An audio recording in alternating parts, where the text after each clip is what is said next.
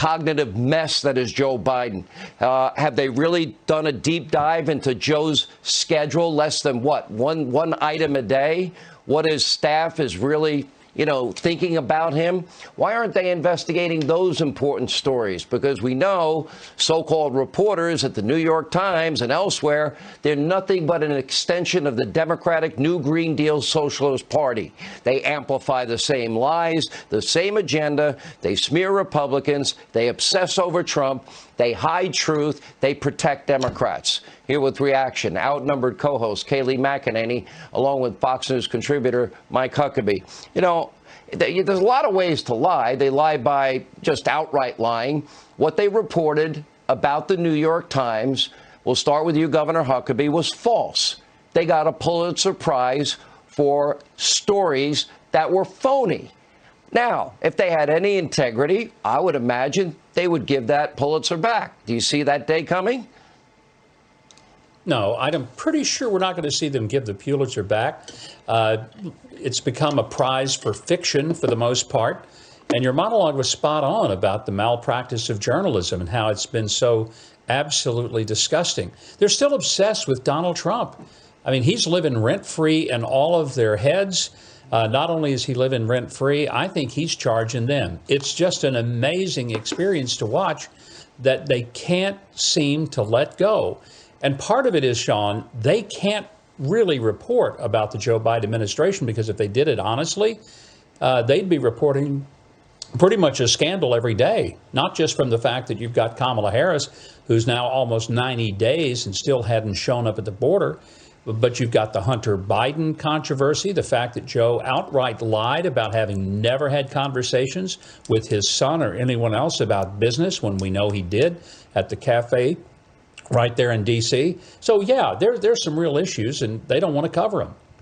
I came very close to pulling the trigger to sue the New York Times, Kayleigh. I still think about it. I still can. I might do it. I've got other things in my life to worry about than their lying, but it's damaging.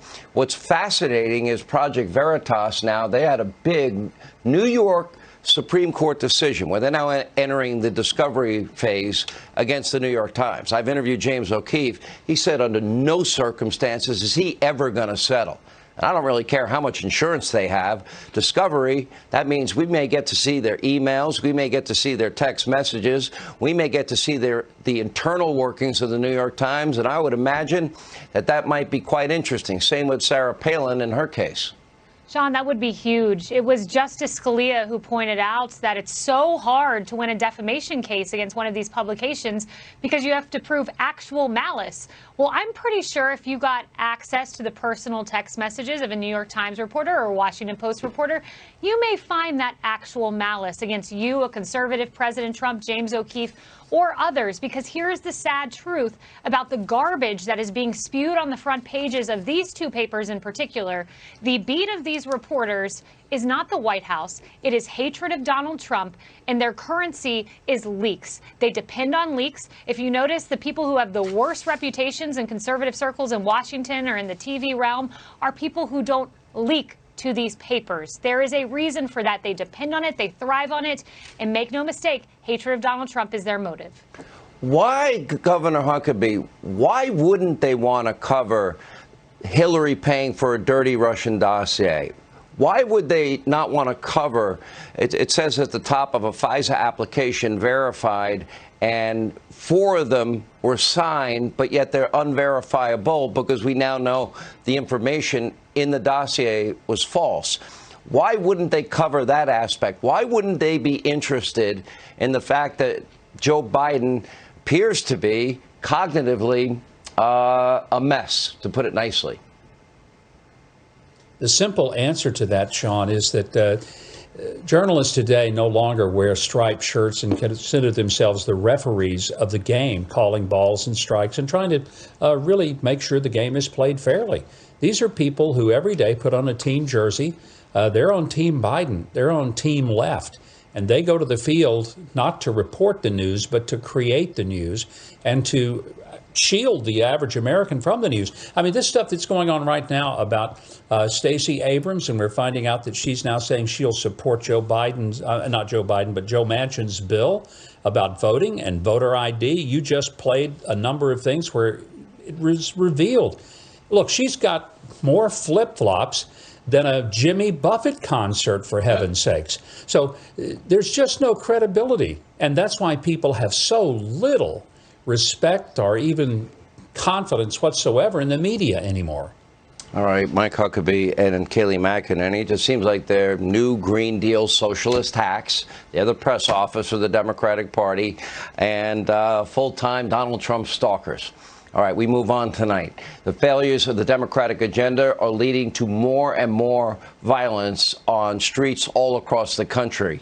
And while Democrats try and run from this truth and reality and run from the destruction that the far left extreme agenda is causing the country and real pain inflicted on these residents, it's now undeniable. Yet again this weekend, a wave of shootings hit the city of Chicago. Over 4 dozen shootings this weekend in Chicago alone, 50-plus people shot. 25-year-old girlfriend, she's fighting for her life tonight, and police say no one is in custody. Interesting, I doubt you've heard the name before right now. How is it 50 people are shot and most of America doesn't know the name of one of them?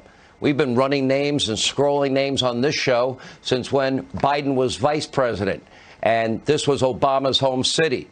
Mayor Lori Lightweight, well, you're a complete failure. You have let your city completely deteriorate. It's now devolved into a total war zone. You can't have a pursuit of happiness in any way without law and order and simple safety and security.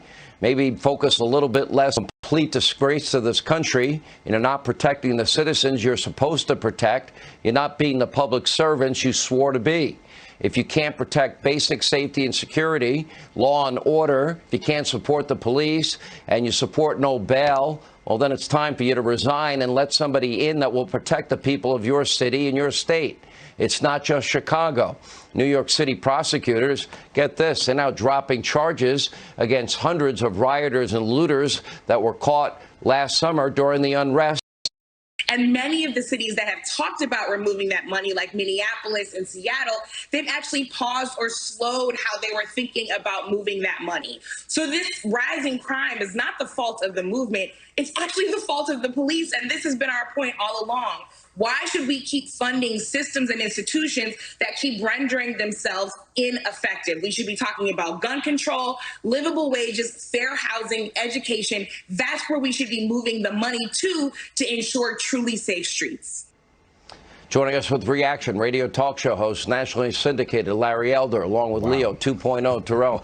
You know, Larry, I'm looking at your reaction. I'm looking at Leo's reaction. Larry, I'll start with you. We do this every week. Every Monday, we can come on the air, give you the names of 50 people shot in Chicago, 50 people shot in New York, every other city. Nobody knows their names, Larry. Nobody seems to care about their names because they can't politicize it.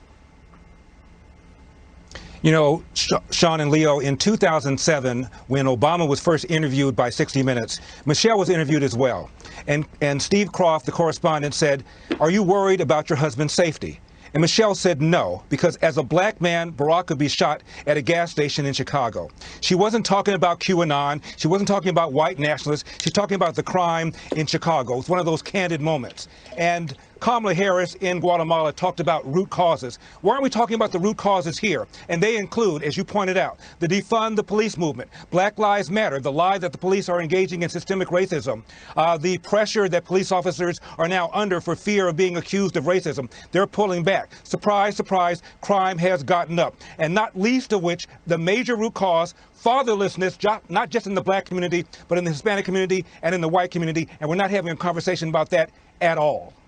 And you know, Leo, they don't give an Adam Schiff. They just don't give a Schiff, seriously, about these lives. Or else, no, seriously, we would know the names of the people every weekend shot. If they cared about lives mattering, these lives, names we're scrolling would matter. We have a record number of police officers killed in the line of duty this year. This is all on top of last year's record. So the problem gets worse, but we'll hear about the 2 cases that they can use politically to bludgeon Republicans. Why? Why? Because they exploit and they use black people. That's all they use them for. They don't use them to progress them. They don't use them to improve schools. Lori Lightfoot is a political gangster. She's cut a deal. She's not going to go after the gangs. She's going to go after white reporters. She's going to go after gun control of law-abiding citizens. She ignored the help of Donald Trump, but she's begging for help from Joe Biden because she wants to make it a gun issue. She wants to make it a pandemic issue, but she allows the gang members, the career criminals, to flourish in Chicago. Al Capone got nothing on Lori Lightfoot. She is a gangster, and she's cut a deal with the Chicago gang, and she's going to allow them to flourish, and she's going to at the expense of minorities. It's ridiculous. You know, it's shameful. The 3 of us, and I'll end it here, all these names we're scrolling, we all agree their lives matter. But we're the only show doing it. We're the only show saying every one of these lives matter. We know how to fix this. If they want to fix it, they can fix it. They clearly don't want to. At some point, they're aiding and abetting this ongoing death and violence and destruction. Thank you both. When we come back, shocking examples, 2-tiered system of justice. Well, if you don't like Trump, well, you can pretty much get away with anything. Alan Dershowitz, Laura Trump, they're next. Also later, a Wyoming rancher, personal story, suing the Biden administration. Wait till you hear her story about racial discrimination. Yep, in the year 2021. Straight ahead. Disturbing news tonight to bring you out of the district attorney's offices in New York, Manhattan, the Bronx. Now, despite mountains of evidence, including countless surveillance videos and photos and social media posts from offenders admitting guilt, well, the New York DA, Cyrus Vance Jr., and the Bronx DA, Darcel Clark, they're dropping hundreds of looting cases from last summer in order to prioritize